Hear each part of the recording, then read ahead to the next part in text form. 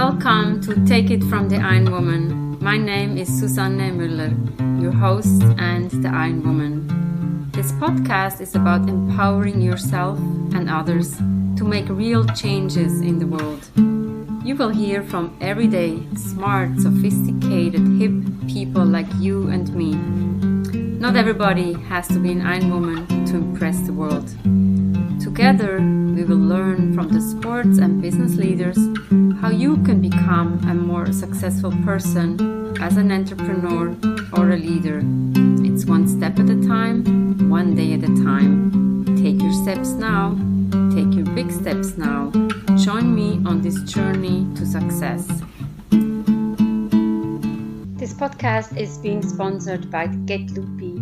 On episode 41, you can hear the story of Isabel, the co-founder and CEO.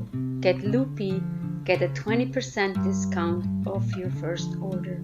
GetLoopy.com. Welcome, Take It from the Ironwoman. Again, we have only special guests on the show.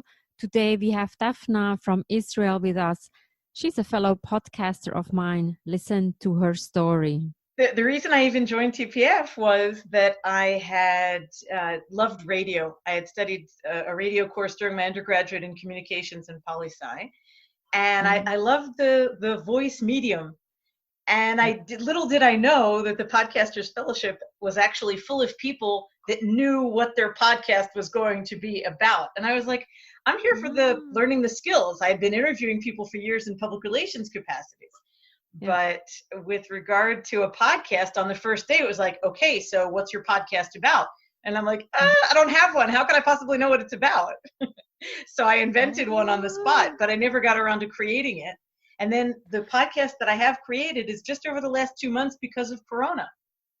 Oh, really? So tell me a little bit more. Yeah, that's interesting. Yeah. So you started out in radio, then you came into the podcast to learn how we can do it. I mean, it's a lot of technology that I think at least I can only speak for myself. It is. The radio thing was something that I loved years ago, 20 years ago, during my undergraduate studies in communications. Mm-hmm. But what I created now during Corona time was, I thought, wait a minute, suddenly lots of people are being thrown into working remotely when they're not used to that. Mm-hmm. I know all sorts of amazing people, not the least of which I've recently met through Seth Godin's amazing Akimbo Kingdom of people who have done his workshops. I thought I could interview people who do all different professional work that have some aspect of working remotely. So I called it Even Remotely Effective. There are 9 episodes shipped already. Well, congratulations. Within what, 5 weeks? 5 weeks? That's fantastic. But I also think I have a Facebook Live every Wednesday at 1:00 p.m. on the Eastern time. Now I shipped more episodes on Wednesday. I feel like people need it. I've been working from home for the past 15 years, and I know how it is to work from home. I think a lot of people are a little lost, like, how do I structure my day? How can I get through? And also, I think it's the isolation that is new, because what I realized, I used to work in an office, and I hated when people came like, can I have 5 minutes? And it's like half an hour later.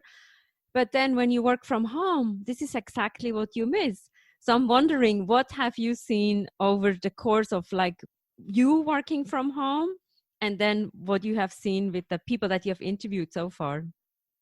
Different people had different insights about this. Some people talked about the need for the social contact, which they get either from their family members. But obviously right now in Corona time, it's very much an extreme. I mean, I'm sure you know for yourself, as somebody who works from home, you can go out and run. You can go out and meet people for coffee. You go out to client sites. For the past 6 years, in my current capacity as a public speaking coach and as somebody who helps professionals, predominantly academic researchers and entrepreneurs in the whole startup ecosystem, I help them prepare for high stakes presentation opportunities. When entrepreneurs are going to be meeting with investors, when academic researchers are going to be presenting at a conference in which there's an audience that are not necessarily from their own discipline. So it's all about making professional content from one discipline accessible to a different discipline. So in the best of times and in usual times, I don't have an office that I go to work from. When I'm doing my back office work, I'm home. But almost every single day, I'm out and about meeting people, beyond whatever other errands I have to run. But my work itself, which is the thing that I'm actually missing most right now, is the interaction with the other people. And do you think you can recreate that via Zoom or Skype? Because I've been working for the past 10 years with people online. So I always say I've traveled to 54 countries, but I have worked with people from 64 different countries and cultures. I do all my work virtually. I don't know if it's a generational situation, because I feel like the younger generation, they hop on a Zoom, Skype call, or even a telephone.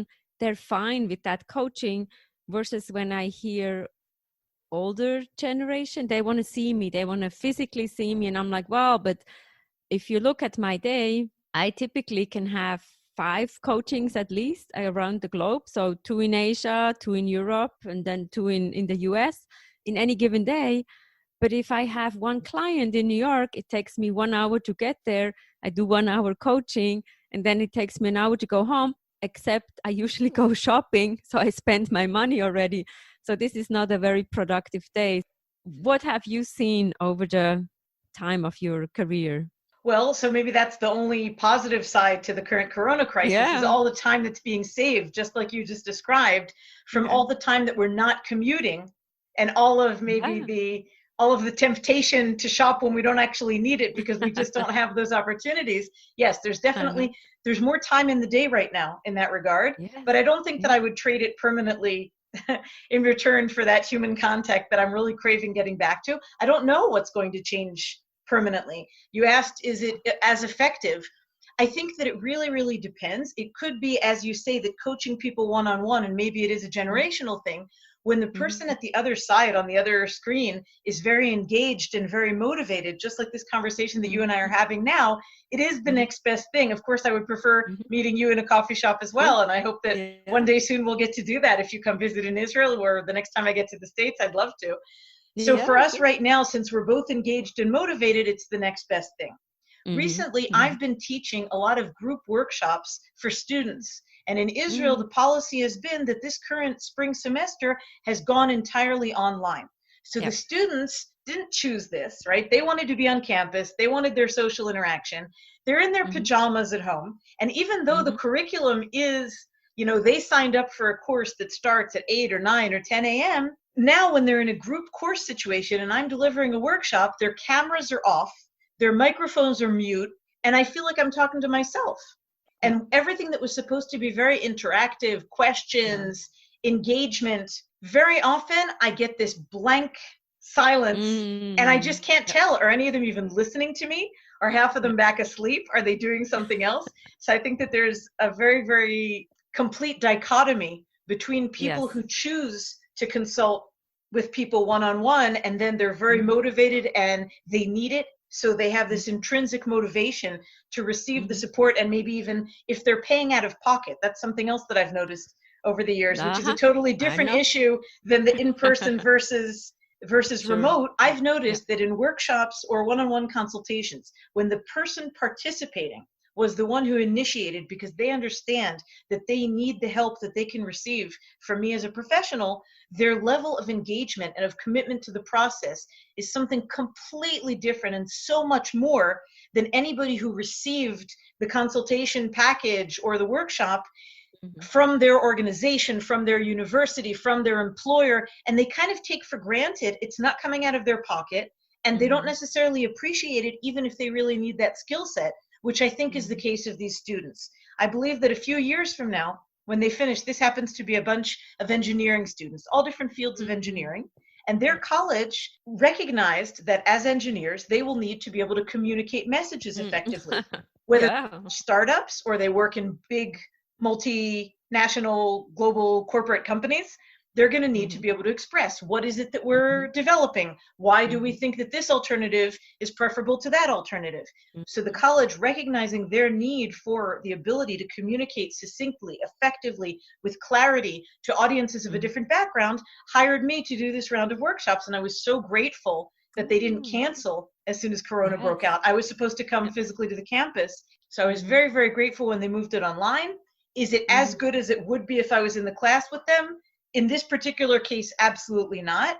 However, I'm very grateful that they didn't cancel it. And I do believe that those students that do know how to appreciate the value of what they're being offered and engage and listen and apply and practice, because we have one session in which I teach them some skills and then a second session in which they each present their project and I give them some feedback and some helpful tips on how they might want to sharpen some aspect of their message or how they're delivering it. So I believe that those students that are actually very engaged are definitely going to benefit, even though the interaction is online entirely. Well, first of all, I agree with you. Like the interaction, the personal interaction, you get the energy, you get the body language.